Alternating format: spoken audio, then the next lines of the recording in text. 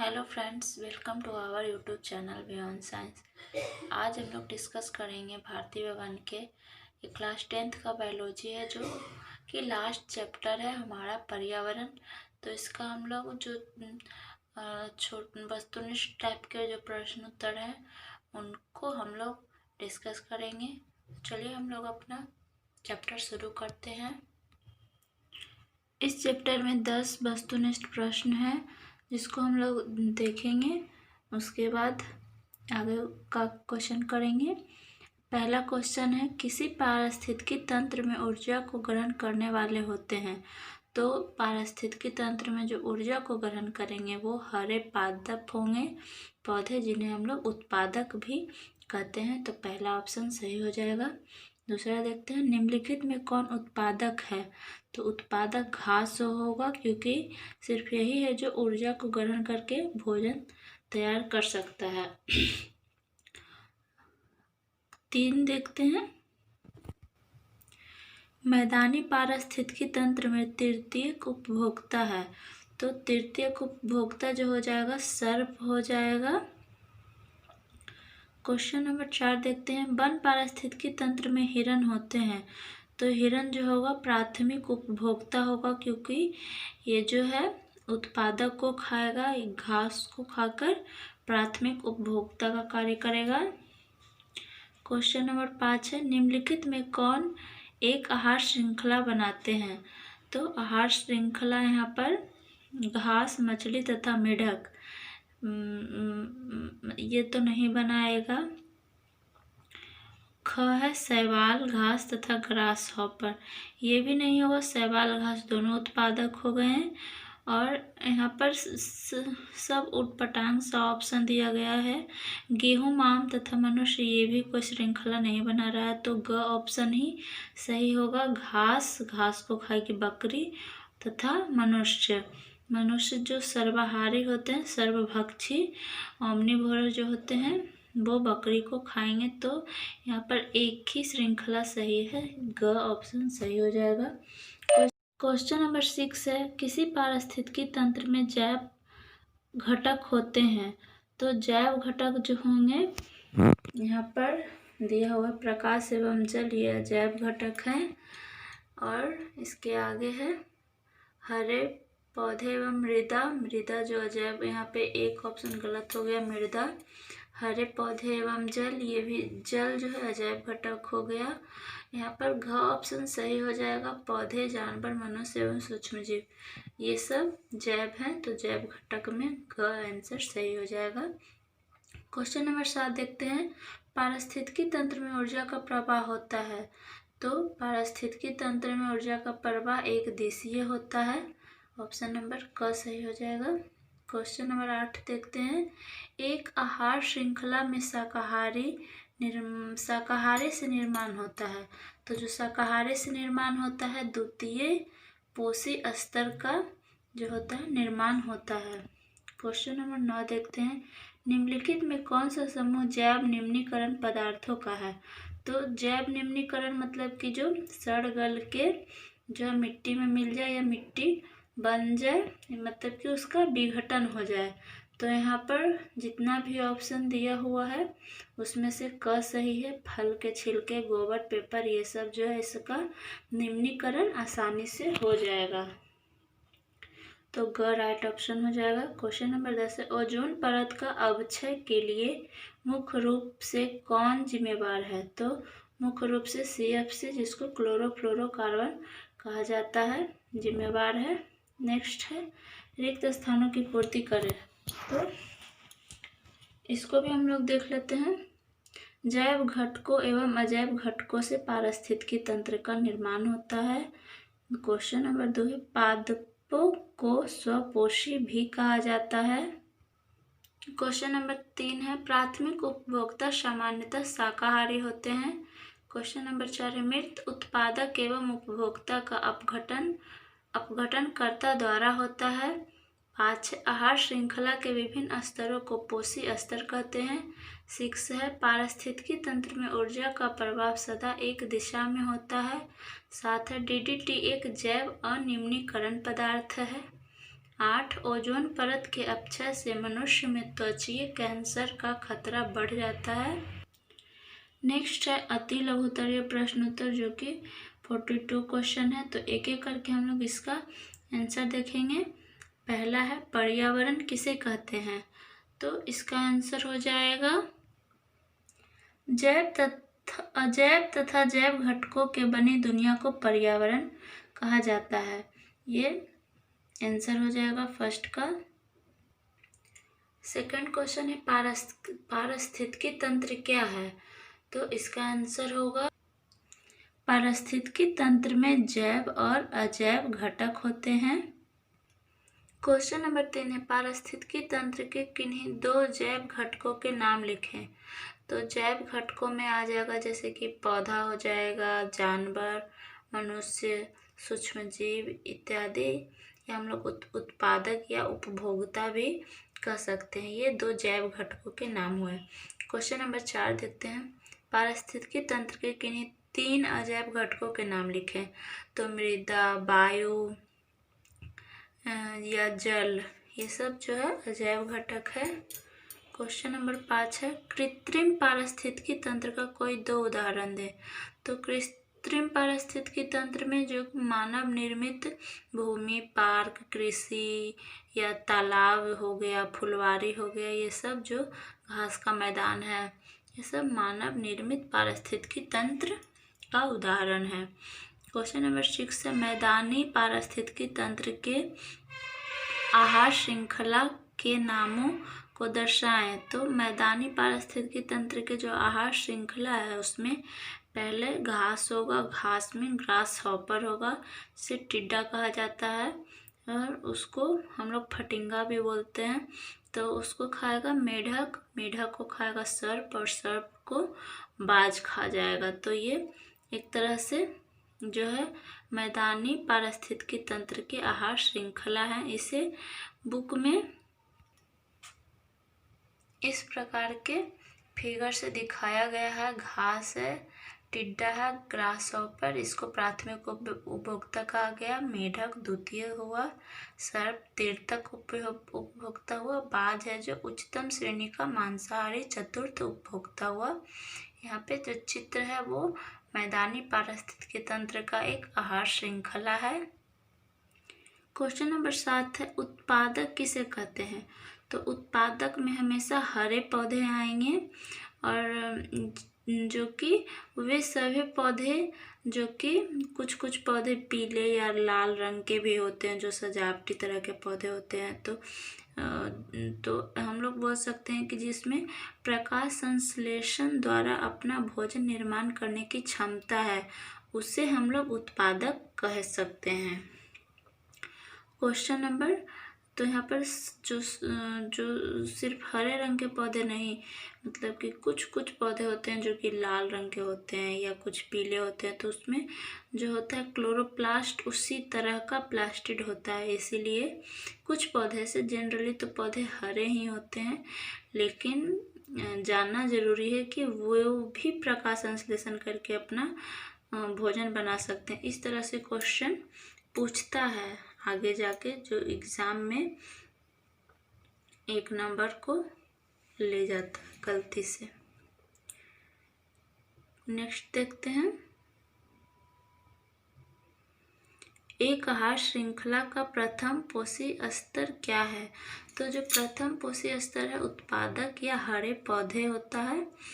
Question number 9 है कोई 2 जैव अनिम्नीकरणीय अपशिष्टों के नाम लिखे। तो जिसका जो है कि अपघटन नहीं होगा, वो उस तरह से जो जैसे है वैसे ही पड़ा रहेगा, तो वो जैव अनिम्नीकरण पदार्थ के अंतर्गत आता है। तो इसमें प्लास्टिक और एल्यूमिनियम हो जाएगा।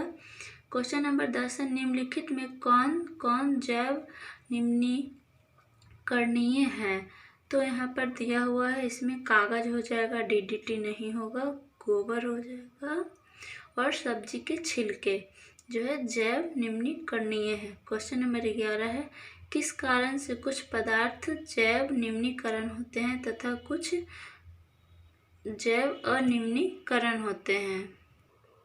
यहाँ पर इसका कारण पूछ रहा है, जैव निम्नीकरण होते हैं, तो इसका यही कारण होगा कि जो पदार्थ का अपघटन हो जाएगा, यानी कि जिसका पुनः उपयोग किया जा सकता है, जो कि सड़ गल जाता है, जिसका विघटन हो जाता है, वो जैव निम्नीकरण होगा। तथा जैसे कि कागज हो गया, सब्जी का छिलका, फल का छिलका, ये सब जैव निम्नीकरण होता है। और कुछ जो है अजैव निम्नीकरण होता है, जो कि अपने स्वरूप को बनाए रखता है। जैसे कि यहाँ पर दिया हुआ है कि जिसका विघटन नहीं हो पाता है तथा जो अपने स्वरूप को हमेशा बनाए रखते हैं, अर्थात प्राकृतिक विधियों द्वारा नष्ट नहीं होते हैं, जैव अनिम्नीकरणीय अपशिष्ट कहलाते हैं। जैसे विभिन्न प्रकार के रसायन जो हैं और कीटनाशक, पीड़कनाशक, डीडीटी, सीसा, आर्सेनिक, एल्युमिनियम, प्लास्टिक, रेडियोधर्मी या रेडियो एक्टिव पदार्थ जैसे प्रदूषण के जो हैं अजैव निम्नीकरणीय पदार्थों के उदाहरण हैं। तो इनका जो है प्राकृतिक के नियमों द्वारा इनका जो है विघटन या नष्ट नहीं हो पाता है। इसी कारण से ये जो है जैव अनिम्नीयकरण अपशिष्ट कहलाते हैं। ओजोन स्तर का क्या महत्व है? तो ओजोन स्तर का जो है सबसे बड़ा महत्व है कि ये पराबैंगनी किरण को अवशोषित करती है तथा जो हानिकारक किरण है, जिससे पराबैंगनी किरण जो है यह जिसे त्वचा कैंसर तथा मोतियाबिंद या अनेक प्रकार के जो म्यूटेशन शरीर में उत्पन्न होते हैं, ये सबसे ये परत जो है ये किरण को रोकती है। तो इसका यही कारण है पराबैंगनी किरण को अवशोषण करना। यहाँ पर 13 क्वेश्चन नंबर में दिया गया है, CFC का पूरा नाम लिखिए। तो इसका नाम हो जाएगा क्लोरोफ्लोरोकार्बन। क्वेश्चन नंबर 14 है, एक रासायनिक यौगिक का नाम लिखे जिसमें ओजोन स्तर का अपक्षय होता है। तो इसका नाम है CFC। 15 है, पराबैंगनी विकिरणों से मनुष्य में कौन सी बीमारी होती है? तो इसमें त्वचा कैंसर, मोतियाबिंद एवं अनेक प्रकार के उत्परिवर्तन जो है होते हैं। 16 है, जीव मंडल की एक स्वपोषित संरचनात्मक एवं क्रियात्मक इकाई क्या होती है? तो इसे पारिस्थितिकी तंत्र या पारितंत्र भी, ये जो पारितंत्र शब्द का प्रयोग है 11th या 12th क्लास में मिलेगा। अभी यहाँ पर पारिस्थितिकी तंत्र का ही उपयोग किया गया है। पारितंत्र इसका शॉर्ट रूप है। 17 देखते हैं, समुद्र किस प्रकार का पारिस्थितिकी तंत्र है? तो समुद्र जो है मानव ने नहीं बनाया है, तो ये एक प्राकृतिक जलीय पारिस्थितिकी तंत्र है। क्वेश्चन नंबर 18 है, अपने पोषण के लिए उत्पादकों पर पूर्ण रूपेण निर्भर रहने वाले जीव को क्या कहते हैं? तो इसे उपभोक्ता, इंग्लिश में कंज्यूमर कहते हैं। 19 है, वैसे जीव जो पौधे एवं जंतु दोनों को खाते हैं क्या कहलाते हैं? तो इसे बुक में दिया हुआ है सर्वभक्षी ओमनिवोरस कहते हैं या सर्वाहारी भी कहते हैं। क्वेश्चन नंबर 20 है, जीवाणु और कवक जैसे सूक्ष्म जीव को क्या कहते हैं? तो जीवाणु और कवक जो सूक्ष्म जीव है, इसे सूक्ष्म उपभोक्ता, माइक्रो कंज्यूमर या सैप्रोफाइट्स कहा जाता है। क्वेश्चन नंबर 21 है, एक जलीय पारिस्थितिकी तंत्र में उत्पादक का कार्य कौन करता है? तो जलीय जो पारिस्थितिकी तंत्र होगा, इसमें शैवाल या डाइटम या लवक जो होता है उत्पादक का कार्य करता है।